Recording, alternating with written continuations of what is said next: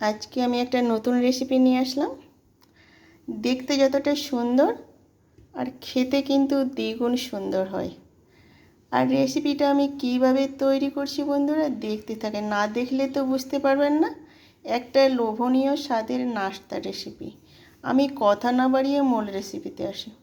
আসসালামু আলাইকুম। আজকে আমি একটা নাস্তা তৈরি করব। কি বলবো, জাস্ট ওয়াও নাস্তা তৈরি করব আজকে আমি। এখানে আমি আজকে বেসন নিয়েছি 1 কাপ। আমি মেপে মেপে কিন্তু সব নিয়েছি। এখানে বেসন 1 কাপ নিয়েছি, চিড়ে নিয়েছি 1 কাপ, আর চিনি আমি 2 কাপ নিয়েছি।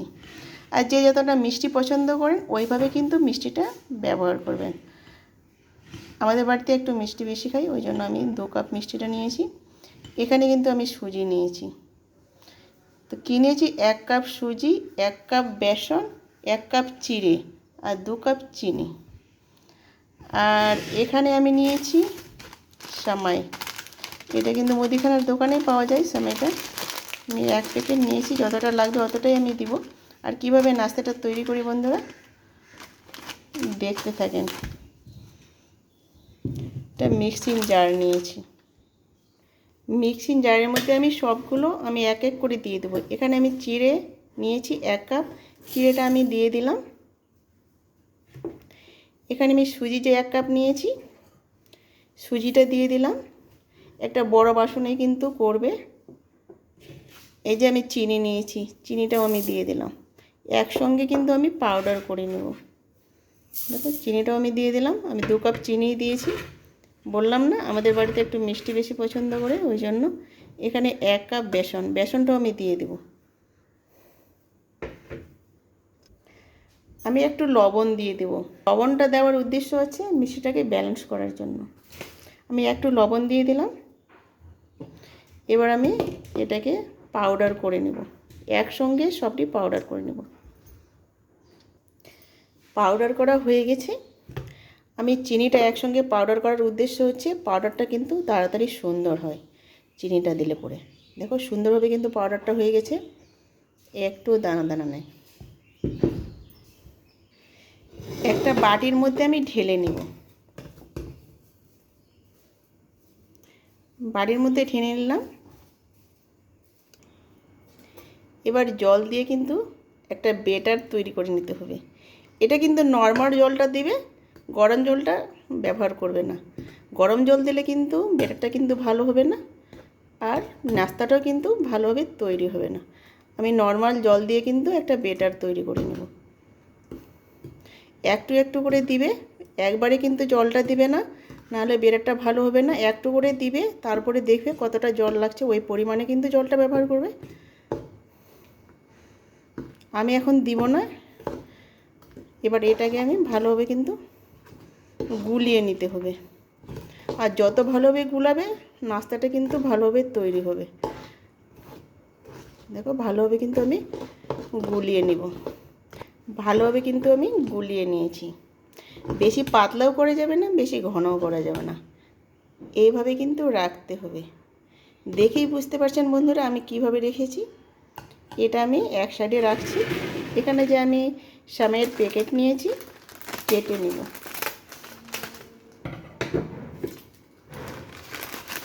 এখান থেকে আমি কিছু নিয়ে নিব। এখান থেকে আমি অল্প একটু সেমাই নিয়ে নিলাম। এবার সেমাইটা আমি এই বেটারের মধ্যে দিয়ে দিব। একটু দিবে, বেশি দিবে না কিন্তু। আর পরে কিন্তু সেমাইটা আবার ব্যবহার করতে হবে। দেখো আমি একটু দিয়ে দিলাম, দিয়ে কিন্তু আরেকটু আমি গুলিয়ে নিব। আর প্রথম থেকে শেষ পর্যন্ত ভিডিওটা দেখবে বন্ধুরা, একটু লাইক দিয়ে ভিডিওটা দেখবে।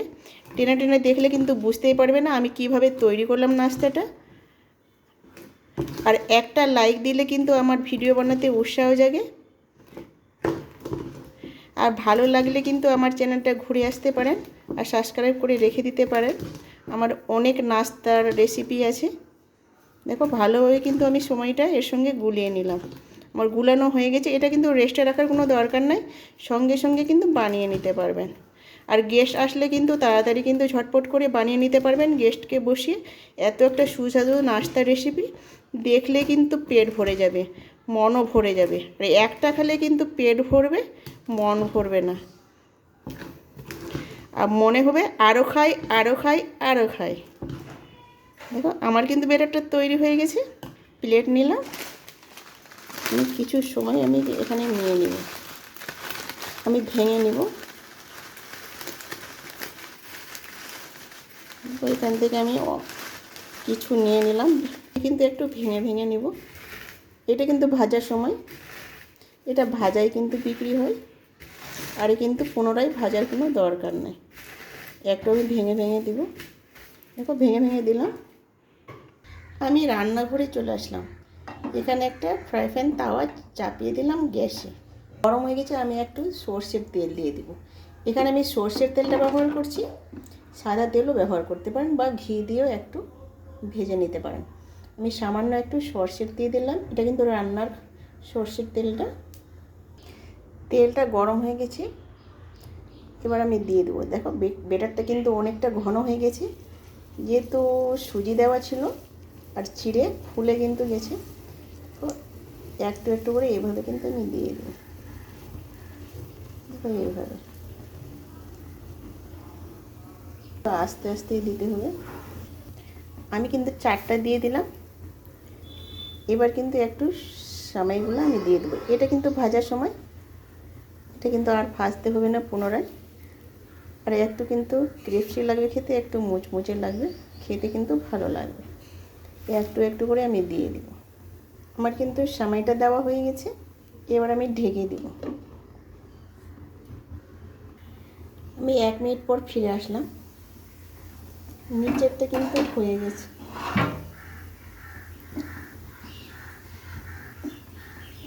এবার আমি একটু উল্টে দিব, একটু উল্টে দিতে হবে, নাহলে অংশটা কাঁচা থেকে যাবে। এভাবে কিন্তু আমি উল্টে দেব। আমি উল্টে দিলাম, আর একটু আমি ঢেকে সিদ্ধ করে নেব। আমি 2-3 সেকেন্ড পরে আসলাম, আর বেশিক্ষণ কিন্তু লাগবে না, তাড়াতাড়ি কিন্তু হয়ে যাবে।